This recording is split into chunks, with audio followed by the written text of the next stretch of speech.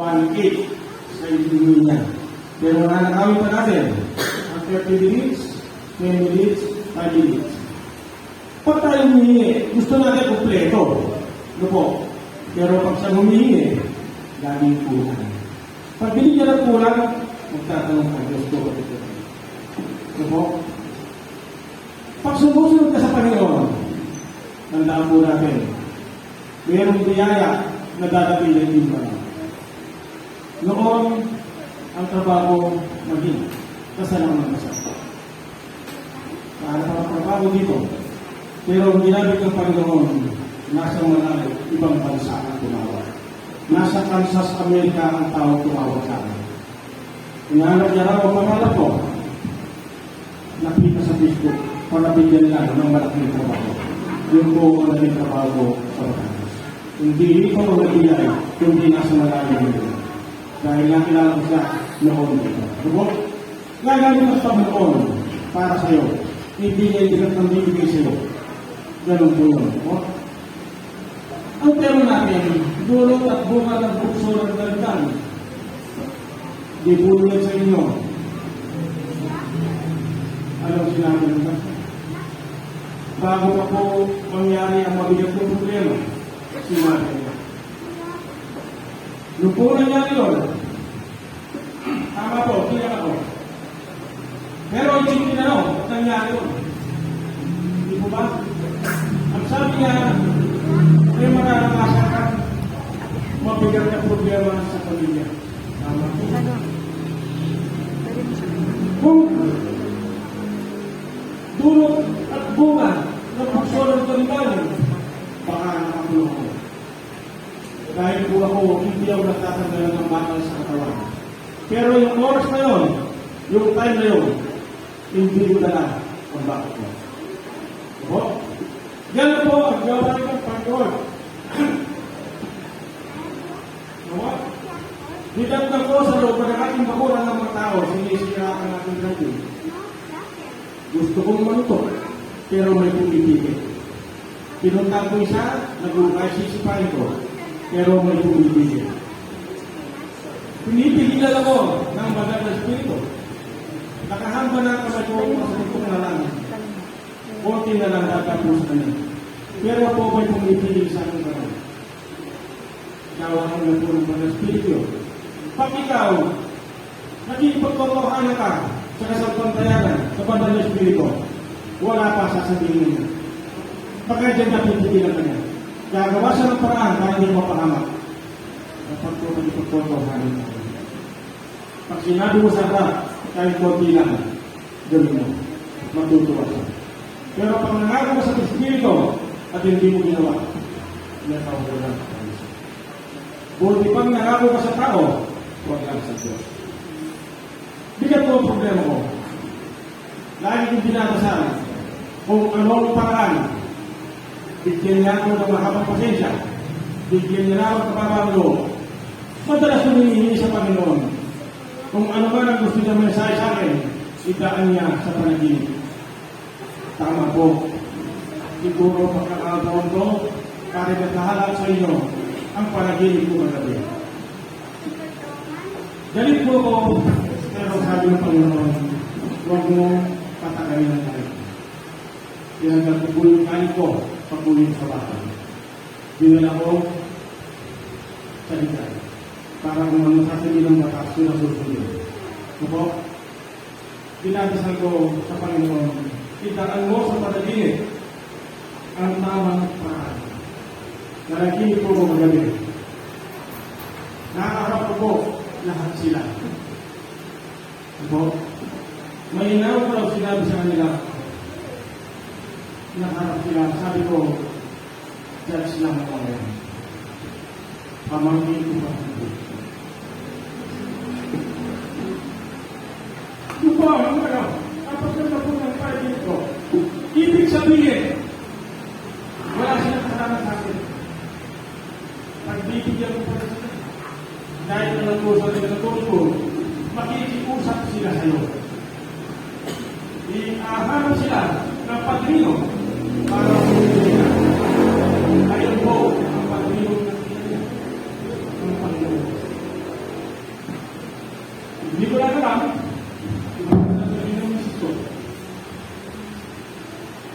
Dahil alam niya, galit ako. Dito ba? Sino hindi magagalit kung papasukan ang isang bakuran mo at manilira ng tao? Pero dahil lakas. Dito ba? Pero pinili ko ang kababaan ko.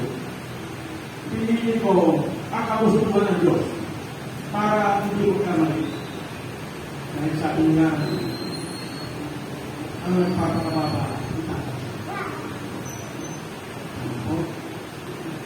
Pinadala ko sa panaginip, kaya magkakaroon kami ang susundin ko, yung binigay na panaginip ng Panginoon. Natatawanan sila at bibigyan sila. Yung po siguro ang mangyayari. Noon, ang sabi ko sa Panginoon, sapat na ba ang pananampalataya sa iyo? Ano po ang pagpakukulang ko pa? Ilang portion ko na natin. Lagi ang humingi sa Panginoon kung ano ang binigyo ko. Sabi ko, Ama, Panginoon Jesus, alam ko po kung sino sasabihin sa boses ko. Lagi po yung dapat sa inyo. Itaan nyo sa panaginip. Ginaan niya sa panaginip ang aking isang pangkayanan. Siguro po may konting oras pa. Pinakita niya po sa isang swimming pool kung paano na ako sa kasapan. Ang alam ko sa pagkukuha na ito. Ang alam ko sa pagkakas. Kung ang swimming pool na yun, may puting lang tayo. Hindi ko makita ang mukha. Nakaputing kapit siya. May katabi po akong kasingkilan ko at isang mahintan. Ang sabi po ng boses, maunang tumawid ang mahintan sa tubig. Iandaan ko ng swimming pool ko. Sabi niya, mauna ang mahintan. Lumalag po ang mahintan sa tubig. Ang batang maliit, ano po, lumubog pa yung mga tao. Ang batang maliit po nakakagin nakapunta sa kabila, hindi siya lumubog. Ano po? Hindi po lumubog. Sabi ko, bakit? Kahit sa panaginip, tinenervous ako. Sabi nung kapugi, ito malaking tao, ang sabi niya, ikaw na sumunod, sabi sa tabi ko. Kumakbang po ang nasa tabi mo. Pangalawang akbang niya, lumubog po siya hanggang ulo. Diba? Ngayon, ako na po. Ang tingin niyo po, lumubog ako hindi. Hindi. Diba? Ninementes po ako. Nung kabarang bitbit ko, ang lakas. Sabi ko, sino po sila? Ang sabi niya, ikaw na anak. Umakbang po ako. Yung una kong paa, binulubog. Umakbang po akong pangalawa. Lumubog po ang paa ko ng tuhod. Siyempre po, nakatakot na ako dahil palubog ng tuhod. Pagdating po sa tuhod, hanggang doon na lang ang paa ko. Ang tubig po, hanggang tuhod na lang hanggang nakatawid ako sa kabilang. Di po ba? Ano po ang ibig sabihin ng panaginip na yun? Hindi pa sapat ang kasalantayan ko. Marami pa akong pagkukulang. 1/4 pa kung sinusunod ko ang aking pagkatao. Di po ba? Kaya huwag natin sasabihin, kahit nalulungkulan ka, makakapalita ka rin.